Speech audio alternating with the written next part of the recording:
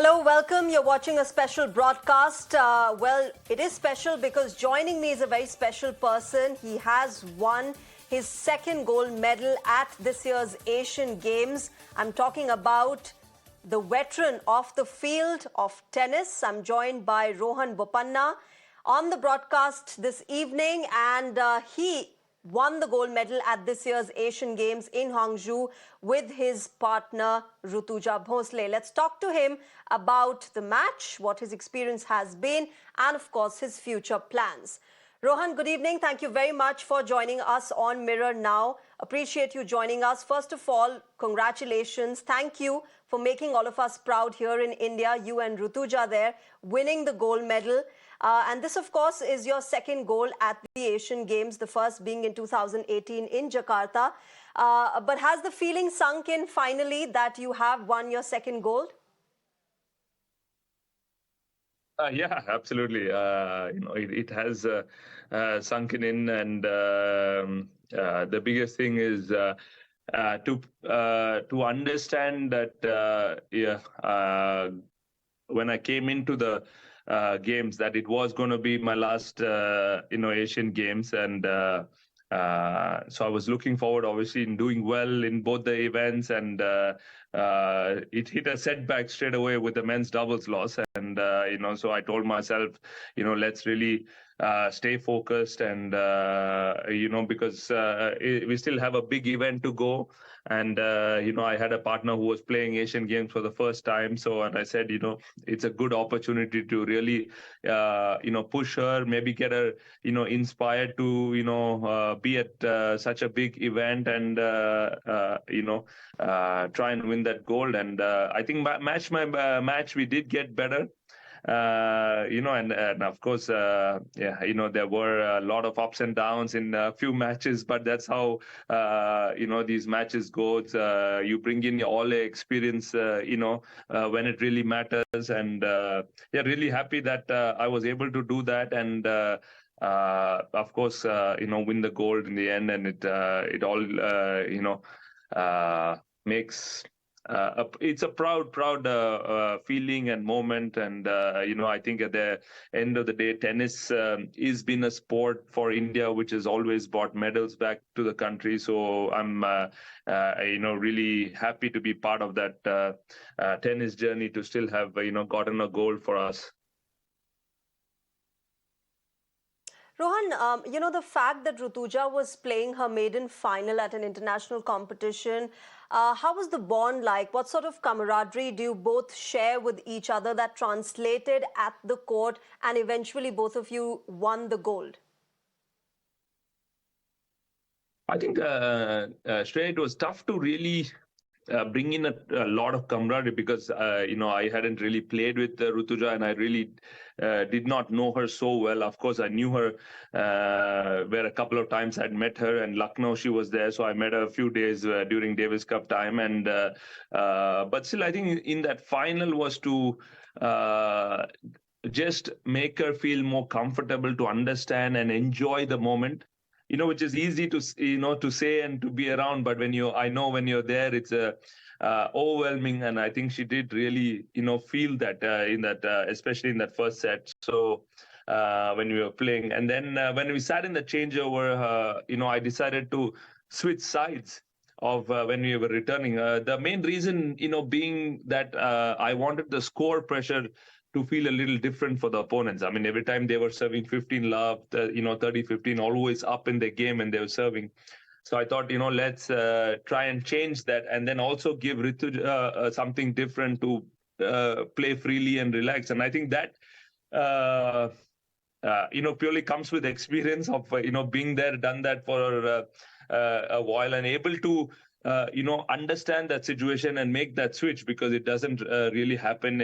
I remember in Palembang also in the semi-finals, when I was playing with Divid Sharan, I asked him to do that, and we ended up winning the match. And in the finals, we went back playing regularly. But this moment, I said we have to change something in order to make the opponents think. Right now, they're playing good tennis.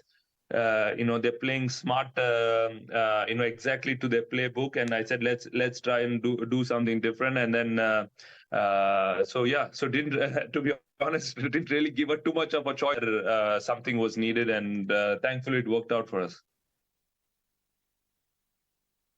Which is what my next question was, Rohan. The fact that, the first set of that match you guys lost, and of course you made that strong comeback in the next set. But after the first set, you guys decided to change sides. How much of that helped you in that match?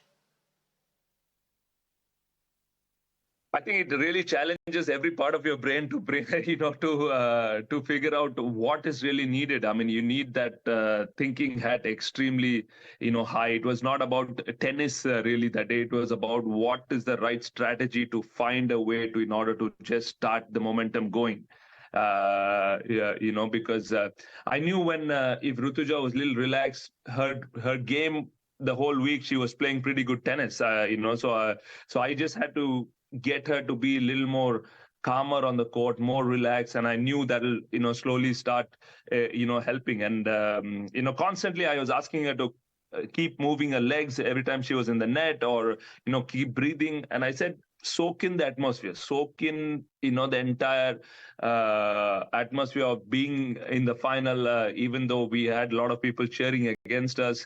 Listen to those few Indians who are cheering for us. I mean, look at your team, and get some energy from them. And so constantly talking to her, communicating her, and keeping to specific points, like where she's serving or where she's returning.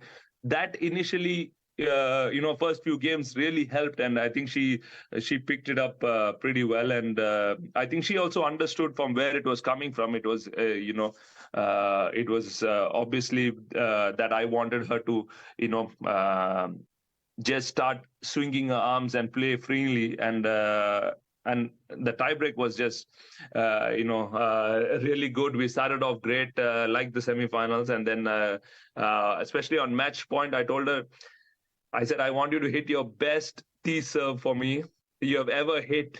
So, and I think she couldn't have hit a better serve than that, And also, in a way, that whole tiebreak, we were serving to the girls' backhand quite a bit. And she was, obviously I noticed that she was leaning more towards the left side and not really covering the tee. So I told her, okay, just go for the tee serve, and fair enough that it was a spot on the line, and we got through that. Yeah. Okay, Rohan, this was about Rutuja, but let's talk about you. Your fans and supporters have really praised you. They've appreciated the fact that you are defying age at 43. You're winning medals and bringing in laurels for the country. But, do you resonate with that? How do you feel? Of course, the body does give you hints several times when it's aging. But personally, do you feel that this is something that is a challenge?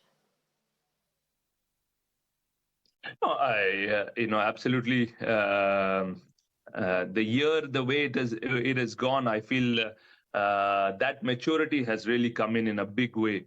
And like you mentioned, yes, the body does tell you, some days that you need that rest, you need everything. But I think just playing doubles consistently for now 15 years, I think has also played a significant role.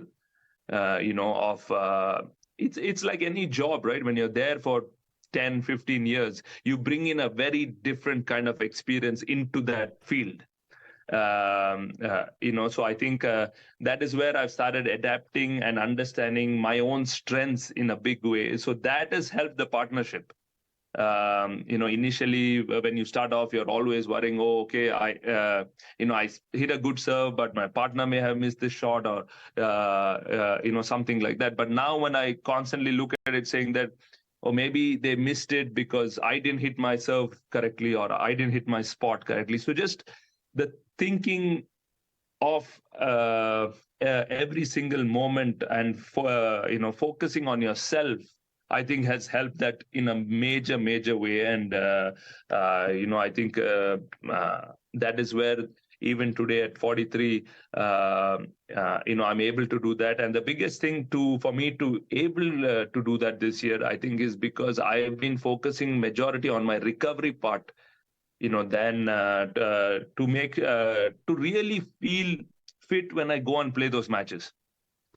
I've really changed a lot of my training regime. I don't really go to the gym. I use a lot of TheraBands and I do some yoga whenever I can, especially because I'm doing Iyengar yoga, in Bangalore. Yes, I can do it because the teacher is there.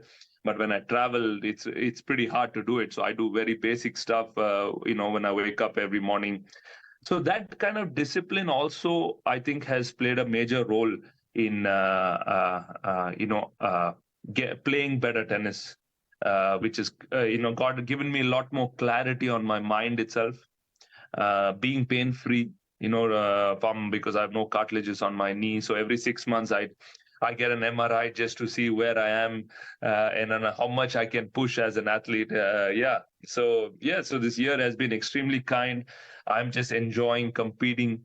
Like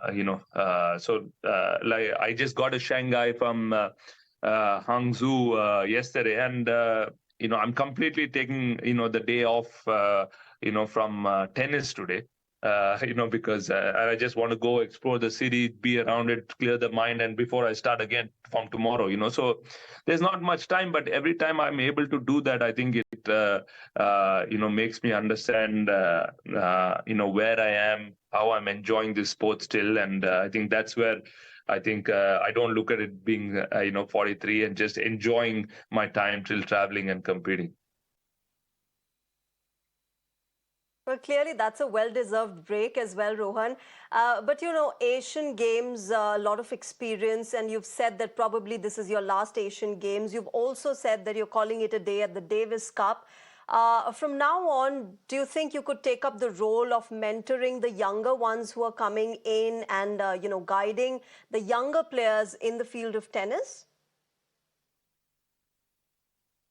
No, I think I'm already doing that. I'm already and constantly in touch with everyone. I mean, especially now we have some 11, 12 guys playing doubles. I constantly in touch with them. We've started a doubles program, sending coaches and physios, for these guys. So, I've created a group, getting all their schedules on where they are playing, trying to make them play similar tournaments so we can send these coaches and physios to. So, I've already been doing that for now some time, and even the younger singles guys, whoever, when I speak to them and I go watch their matches. So that role, it has been going on for a while now. It's not, it doesn't have to be specifically saying, yes, here I'm a mentor, because it comes naturally to me. Just to give back all that experience this sport has taught me, to give back and understand, when they're playing. Even at Davis Cup, when I'm sitting on the bench, I'm constantly chatting with them, or after their matches, on what they could have done better, or yeah, I'm just happy, getting those extra weeks off now, since I'm not playing Davis Cup or maybe not Asian Games, and spend some time with the family and just enjoy the ATP circuit, and get that little more extra days at home. Okay. Ron, my last question. You have had all these experiences which a tennis player can dream of, whether it's the Grand Slams, the ATP titles, all of that. Now, what is your next target? Of course, the eyes will be on the 2024 Paris Olympics as well, isn't it? Yeah, I mean, Shreya, it'll definitely be a fantastic, goal to get there. No question on it. But also we should look at it, and who is that player that I'm going to qualify with? Right. I mean, at the end of the day, they are looking at somebody who's 44 years old to remain top 10, then guarantee that spot. More so, I think the sport should be encouraging all the other guys we have there to with their support to maybe get that combined ranking of like 60. 50 or 60, so I mean, that's more a realistic goal, because there are guys, and now we have about 5 guys or 4 guys from 60 to 100. who have realistically have a good chance, or for the next 8 months to break into the top 50. So I think we should really look at it on saying that, okay, let's try and push for maybe two teams at the Olympics to qualify, or and yes, of course, if I remain top 10 by end of June, India does qualify as a team, for Olympics. But ideally, you want to be in a situation where you have two guys qualify with the ranking, than just one guy being there at top 10 and then trying to figure out who to play with. All right. My best wishes to you, and of course, for your future endeavors and, all that you do now. But thank you very much, Rohan Bopanna, for joining us on Mirror Now and sharing your perspective on not just the Asian Games, but the field of tennis. Thank you very much, Rohan, for joining us.